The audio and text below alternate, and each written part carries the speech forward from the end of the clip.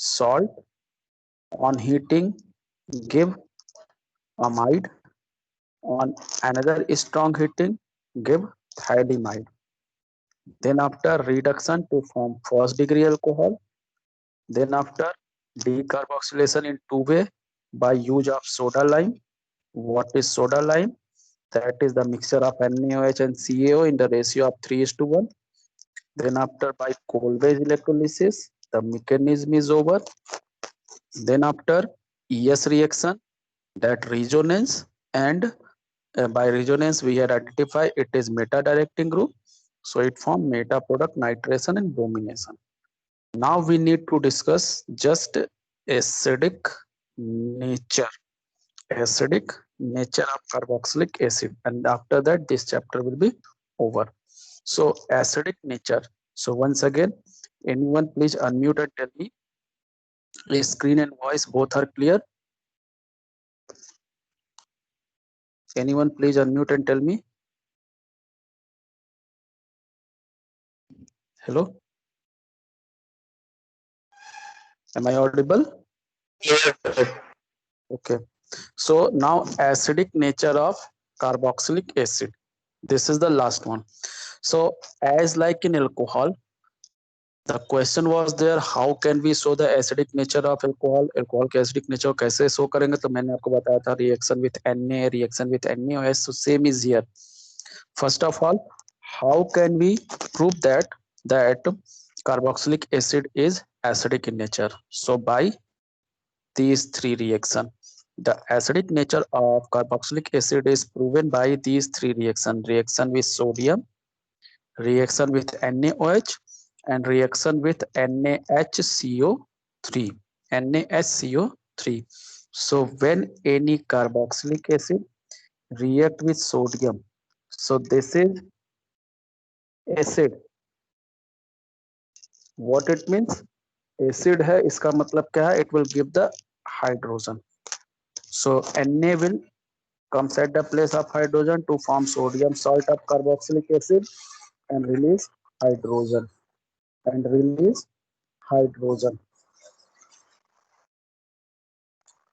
Wait a minute, just 1 minute.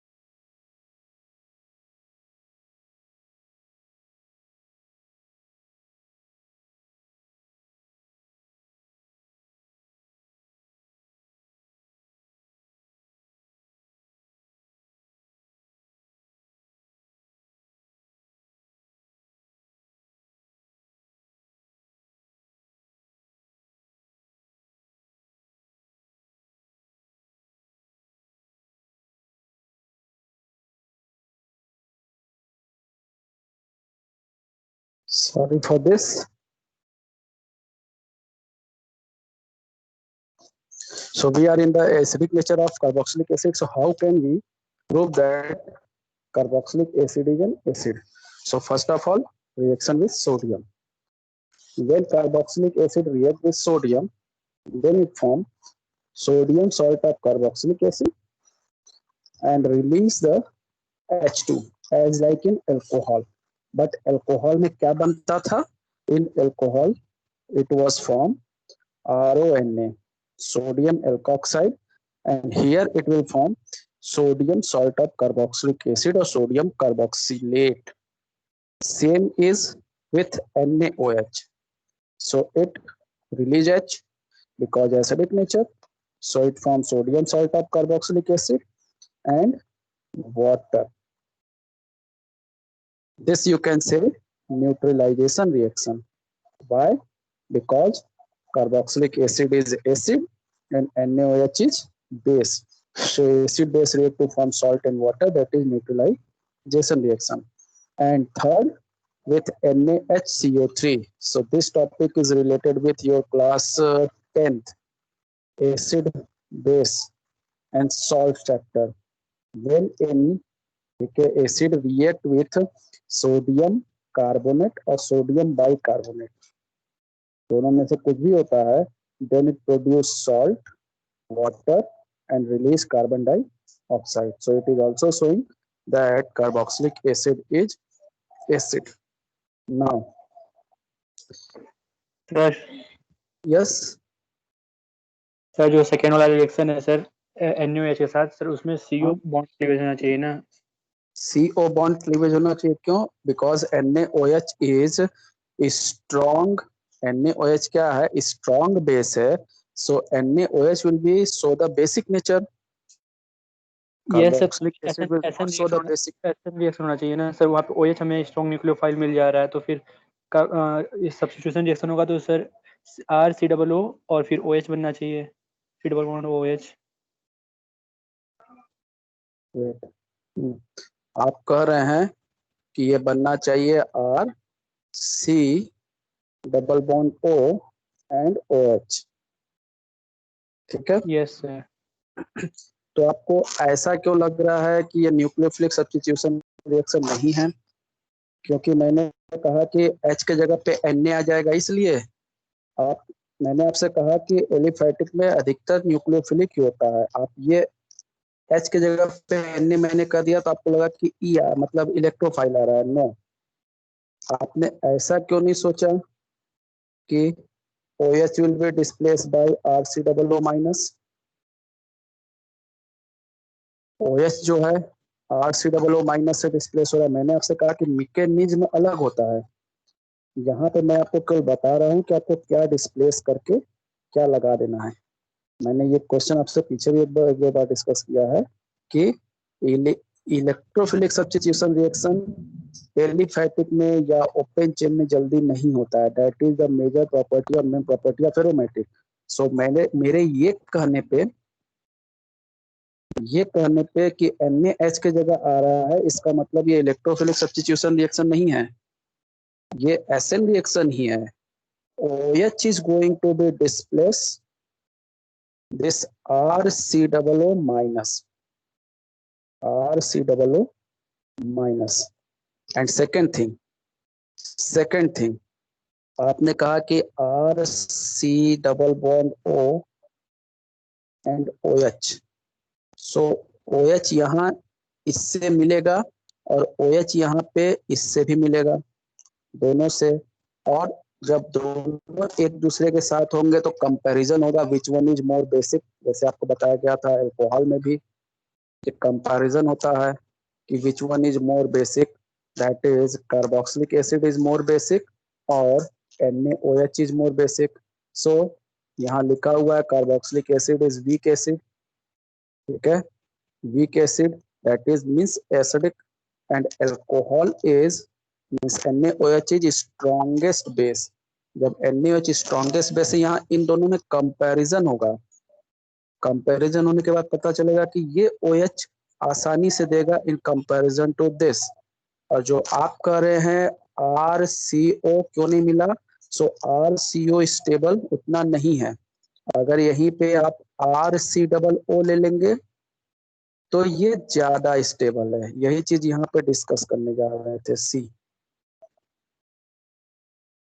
कि ये basic nature क्यों नहीं शो कर रहा है, इसके पास OH है तो OH क्यों नहीं रिलीज कर रहा है। यही चीज मैं यहाँ डिस्कस करने जा रहा था कि जैसे एक्वस मीडियम में आता है it form carboxylate ion, not RCO cation, because RCO cation is unstable and carboxylate ion is more stable because it can show resonance। ये resonance show कर सकता है लेकिन ये resonance show नहीं करेगा। सो इसलिए आपका सोचना है कि स्ट्रॉन्ग न्यूक्लियोफाइल ये दे सकता है, लेकिन वही सेम न्यूक्लियोफाइल NaOH भी दे रहा है एंड NaOH अगर देगा तो Na प्लस OH माइनस बनेगा, दोनों स्टेबल होंगे। बट अगर कार्बोक्सिलिक एसिड OH देगा तो वहां पे एक स्टेबल एक अनस्टेबल होगा, तो बेटर है दोनों जो स्टेबल होंगे वो देगा। तो यहाँ पे NaOH और स्ट्रॉन्ग बेस भी है, so that will give the OH minus. Is that clear? Yes. Okay, यहाँ पे आप डिस्कस कर रहे हैं एसिडिक नेचर। एसिडिक नेचर कब डिस्कस होगा? जब सामने वाला स्ट्रॉन्ग बेस होगा, then only you can show the acidic nature. अगर सामने वाला एसिड आ जाता है, जैसे यही एल्कोहल, स्टेरिफिकेशन में क्या होता है?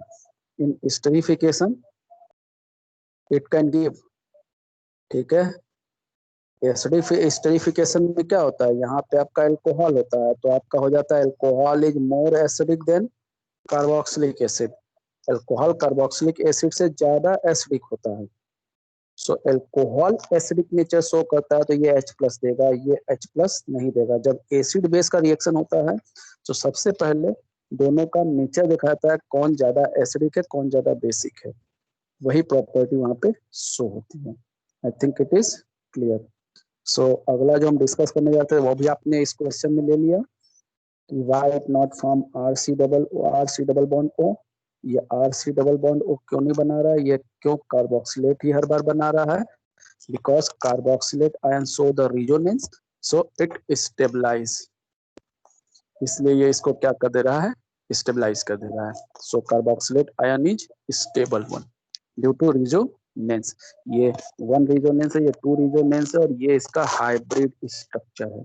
इट इज सेइंग कि डबल बॉन्ड इन दोनों के बीच है, it is saying double bond इन दोनों के बीच है। हाइब्रिड बना तो डबल बॉन्ड पार्शियल हो गया दोनों में।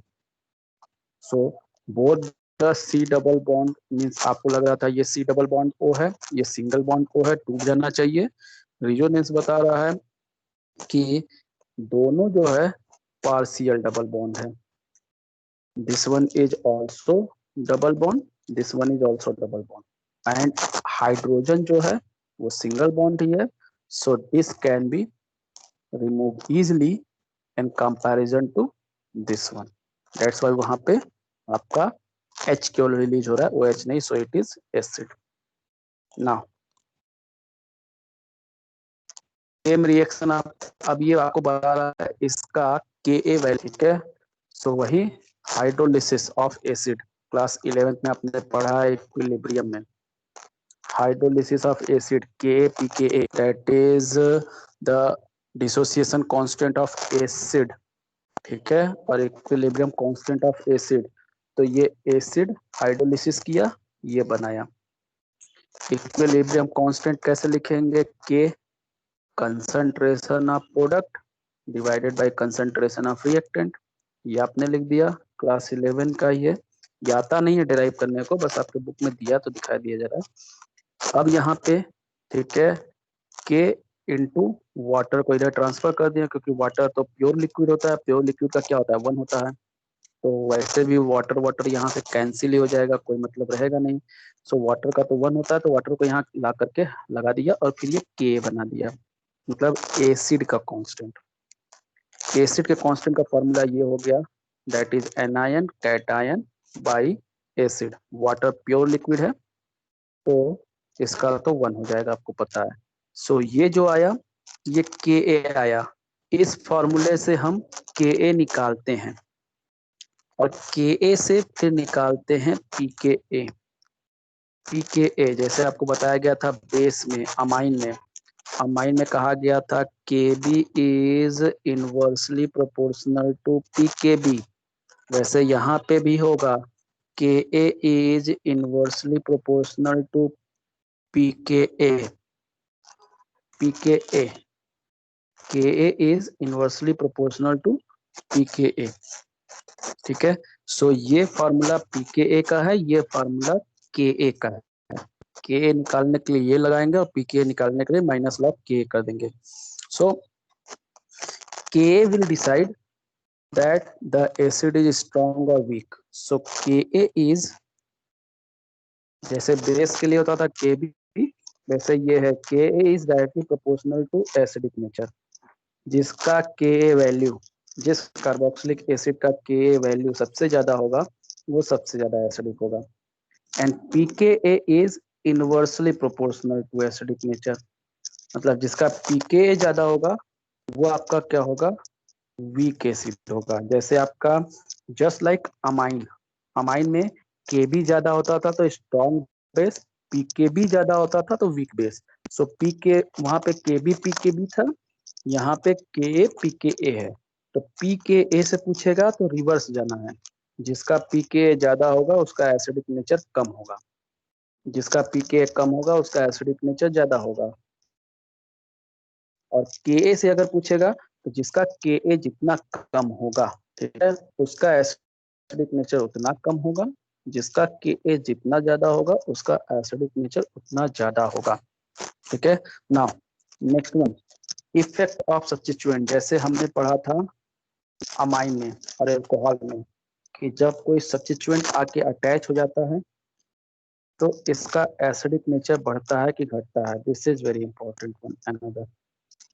ठीक है, तो आपको पहले से पता है, एल्कोहल आपने पढ़ा है कि EWG is directly proportional to acidic nature and EDG is inversely proportional to acidic nature। Base के लिए इसका उल्टा हो जाता है, अमाइन में ठीक इसका उल्टा था। EWG is inversely proportional to basic nature and EDG is directly proportional to basic nature। Basic nature के लिए कंडीशन ये है कि इलेक्ट्रॉन विथड्रॉइंग लगेगा तो बेसिक नेचर डिक्रीज होगा, इलेक्ट्रॉन डोनेटिंग लगेगा तो बेसिक नेचर इंक्रीज होगा।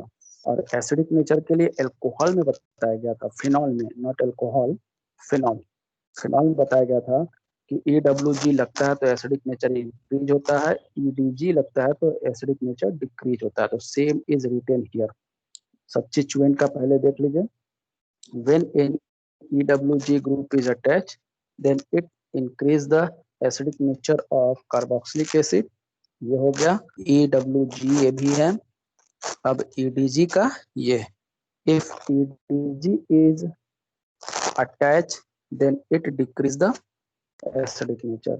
तो पहले ये क्लियर हो जाइए, EWG के अटैच होने से एसिडिक नेचर बढ़ता है, EDG के अटैच होने से एसिडिक नेचर घटता है, जैसे फिनॉल में था। अब EWG का पैटर्न देखिए, ये EWG है, ठीक है, कोई कार्बोक्सिलिक एसिड है, अगर उसमें इसमें से कोई आकर के अटैच होगा तो उसका एसिडिक नेचर बढ़ जाएगा। लेकिन अगर कोई दो अटैच हो गया, एक CN अटैच हो गया, एक NO2, दोनों अटैच हो गया, so which one will be more acidic? तो उसके लिए ये पैटर्न दिया हुआ है, NO2 will be more acidic, CN will be less acidic। जैसे ये एग्जांपल दे रहा है कि अरेंज दीज, ये क्वेश्चन ये सब आपके में आज है, arrange the following increasing order of acidic strength. तो एक में देखिए कार्बोक्सिलिक एसिड, ये भी कार्बोक्सिलिक एसिड, ये एक कार्बोक्सिलिक एसिड है, ये दूसरा कार्बोक्सिलिक एसिड है, ये तीसरा कार्बोक्सिलिक एसिड है और ये चौथा कार्बोक्सिलिक एसिड है। चारों में number of carbon, hydrogen, oxygen same है, केवल सब्स्टिट्यूएंट अलग अलग है। एक में NO2 अटैच है, एक में I अटैच है, एक में F अटैच है, एक में बेंजीन रिंग अटैच है। सो सी, बेंजीन रिंग का एसिडिक नेचर सबसे कम, I का उससे ज्यादा, F का उससे ज्यादा और NO2 का सबसे ज्यादा। ठीक है, सबसे कम बेंजीन रिंग का है। अगर हम इसको नंबरिंग के हिसाब से करें, इंक्रीजिंग ऑर्डर लिखना है तो सबसे कम बेंजीन रिंग वाले का होगा, 4 वाले का। फिर उसके बाद किसका है? आई का है। सो आई किस में लगा है? सेकंड वाले में लगा है, सेकंड वाला हुआ। फिर उससे ज्यादा किसका है? फ्लोरीन का है। सो फ्लोरीन यहाँ पे थर्ड वाला है। और सबसे ज्यादा किसका होगा? NO2 वाले का एसिडिक नेचर। सो सबसे ज्यादा हो गया फर्स्ट वाले का। तो ये आपको पैटर्न याद करना पड़ेगा और इस तरह से क्वेश्चन आएगा अरेंज करने को, एसिडिक नेचर। इंक्रीजिंग ऑर्डर में ये है, डिक्रीजिंग ऑर्डर में आप समझ गए कैसा हो जाएगा। सेम इसी तरह से एक क्वेश्चन ये भी है। ठीक है, दिस इज, देखिए केस सारा दिया हुआ है, this is not in your NCERT, ये आपके एनसीईआरटी में नहीं है, मैंने नेट से लिया हुआ है। सो केस 1 कि फंक्शनल ग्रुप अलग अलग हो, पोजीशन सेम हो, सारे के सारे सेम पोजीशन पर हो, all of them are present at third carbon, सबके सब थर्ड कार्बन पे हैं। Second, number of functional group ज्यादा है, सबके सब सेम फंक्शनल ग्रुप है। देखिए, carboxylic acid, carboxylic acid, carboxylic acid, carboxylic acid, ठीक है। इसमें कोई फंक्शनल ग्रुप नहीं है, इसमें एक फ्लोरीन है, इसमें दो फ्लोरीन है, इसमें दो फ्लोरीन है, लेकिन इसमें फ्लोरीन का पोजीशन थर्ड कार्बन पे है। सॉरी, इसमें तीन फ्लोरीन है, दो फ्लोरीन नहीं है, सॉरी। सब में फ्लोरीन का पोजीशन थर्ड कार्बन पे है, लेकिन इसमें एक फ्लोरीन है, इसमें दो फ्लोरीन है, इसमें तीन फ्लोरीन है। सो नंबर जितना ज्यादा बढ़ेगा, एसिडिक नेचर उतना ज्यादा होगा। जितना ज्यादा नंबर उतना ज्यादा एसिडिक नेचर। देखिए, number of PWG increase the acidic nature, जितना ज्यादा क्वांटिटी उतना ज्यादा एसिडिक। सो सबसे कम, इसमें कोई फंक्शनल ग्रुप नहीं है, फ्लोरीन के अटैच होने से बढ़ता है, तो इसमें कोई फंक्शनल ग्रुप नहीं, तो सबसे कम हो जाएगा 4 वाले का। फिर उससे ज्यादा, जिसमें केवल एक फ्लोरीन है, सेकेंड वाले का। उससे ज्यादा, जिसमें दो फ्लोरीन है, थर्ड वाले का। उससे ज्यादा, जिसमें तीन फ्लोरीन है, ठीक है, फर्स्ट वाले का। ऐसे चेक करना है, क्वांटिटी पे ऐसे जाएगा ना। केस थर्ड, ठीक है, दैट इज पोजीशन, जिसके भी हम बात करते हैं, पोजीशन ऑफ पीडब्ल्यूजी। अब इसमें all of same carboxylic acid and even all of them have same functional group, number में भी सेम है, ठीक है, क्वांटिटी में भी सेम है, just position is different. In this second carbon, in this fourth carbon, in this fifth carbon, in this third carbon. CN सब में है, सेकेंड पर है, थर्ड पर है, फोर्थ पर है, फिफ्थ पर है, अलग अलग कार्बन पे है। सो क्या कर रहा है, acidity of carboxylic acid depend upon the position of PWG in carbon. Orange ये कह रहा है, अब जितना, आपको ये पता है, जितना फंक्शनल ग्रुप के पास रहेगा उतना एसिडिक नेचर बढ़ाएगा, जितना फंक्शनल ग्रुप से दूर रहेगा उतना एसिडिक नेचर घटाएगा, क्योंकि आपको पता है कि जितना पास रहता है उतना plus I minus I effect increase रहता है, जितना दूर होता जाता है plus I minus I effect decrease होता जाता है। सो जो फंक्शनल ग्रुप के जितना पास है, मतलब जिसका पोजीशन जितना कम है, वो उतना ज्यादा एसिडिक होगा। सो इसमें सबसे रफ पोजीशन फिफ्थ पोजीशन पे ये है, मतलब सबसे कम हो गया थर्ड वाले का,